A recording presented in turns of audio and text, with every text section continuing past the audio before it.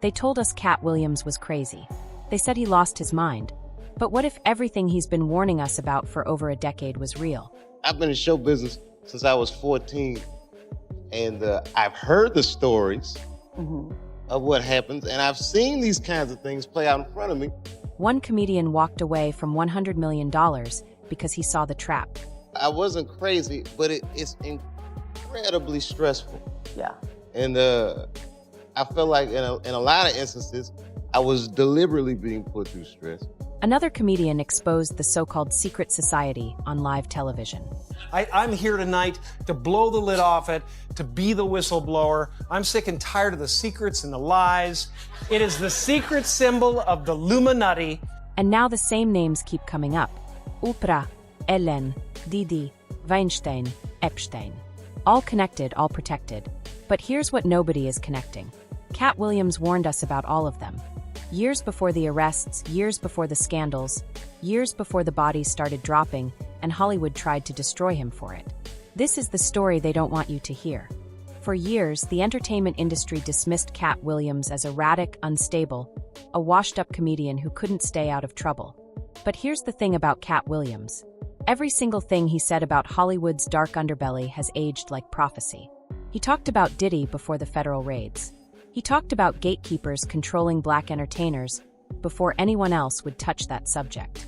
He talked about comedians being forced to wear dresses, about secret rituals, about the price of fame, and most importantly, he talked about what happens when you refuse to play the game. The entertainment industry isn't just about talent. It never has been. According to multiple insiders, comedians, actors, and musicians who have spoken out over the years, there's a system in place, a hierarchy. And at the top of that hierarchy sits a small group of executives, producers, and media mogul who decide who gets famous and what they have to give up to get there. You know, Tarantino was telling us about this old school Hollywood producer who had a bedroom in his office. Sure. So you would go into his office, and this is like, in the 60s or whatever. So he had his office, and then he had a whole bedroom in his studio. Yeah. Where he would bang all the starlets. Like, if you wanted to be a star, you had to bang that guy.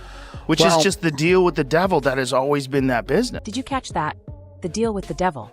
That phrase keeps coming up again and again when people talk about Hollywood. And it's not just a metaphor anymore. When Katt Williams talks about celebrities selling their souls, most people think he's being dramatic. They think it's hyperbole, a figure of speech. But what if selling your soul isn't about some supernatural contract? What if it's about something far more sinister and far more real? According to multiple sources who have spoken publicly about the entertainment industry, selling your soul means compromising yourself in ways you can never take back. It means being filmed doing things that would destroy your career if they ever came out. It means being controlled through blackmail, through debt, through addiction, and through fear, man. Like that's the you think so that you think is real.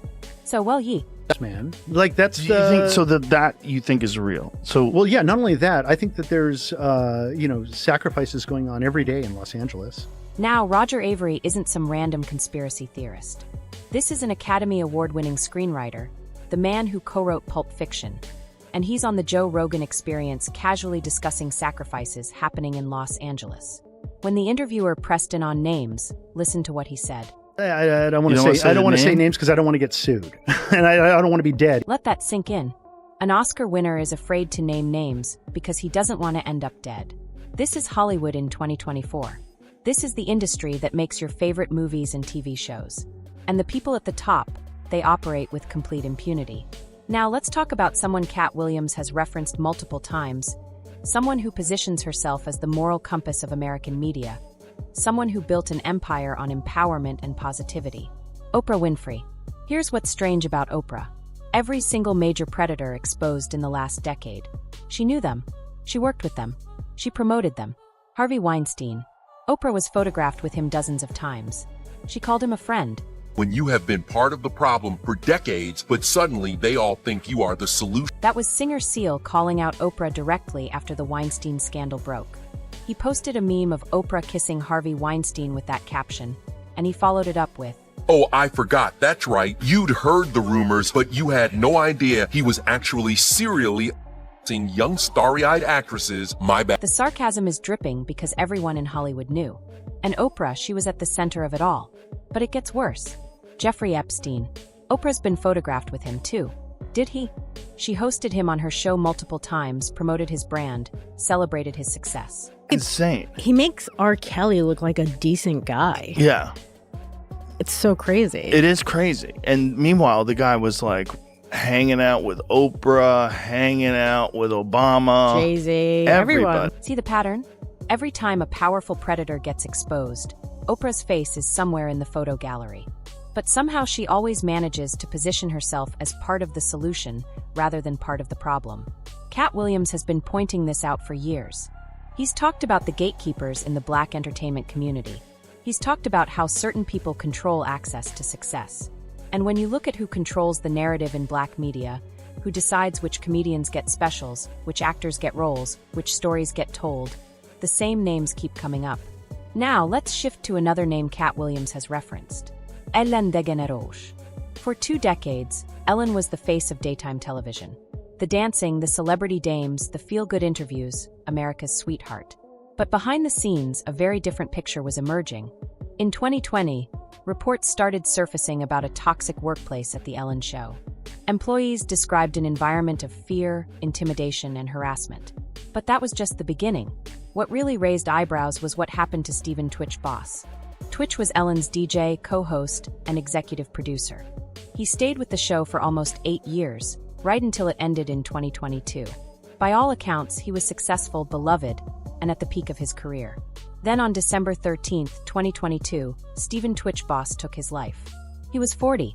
TMZ is reporting when Twitch left his home the day before his suicide, he took an Uber to a motel about a mile away. At the motel, he switched his phone to airplane mode so no one could reach him. The motel manager says he checked in under his own name and never left his room. We also now know that Twitch left a suicide note. Here's where things get dark. According to some sources online, that suicide note allegedly contained references to Ellen DeGeneres. There are also unverified claims that Twitch possessed compromising evidence involving both Ellen and Diddy. Now, I need to be clear. These claims have not been officially verified, but the timing is incredibly suspicious. And when you look at the connections between Ellen, Diddy, and the broader Hollywood power structure, the questions start piling up. Why did Twitch, a man who appeared to have everything, suddenly end his life with no warning? What did he know? What did he see during those 8 years behind the scenes at one of the biggest shows in television? We may never know the full truth, but Katt Williams has been telling us for years that Hollywood destroys the people who know too much. If you want to understand how the Hollywood machine works, you need to study Dave Chappelle.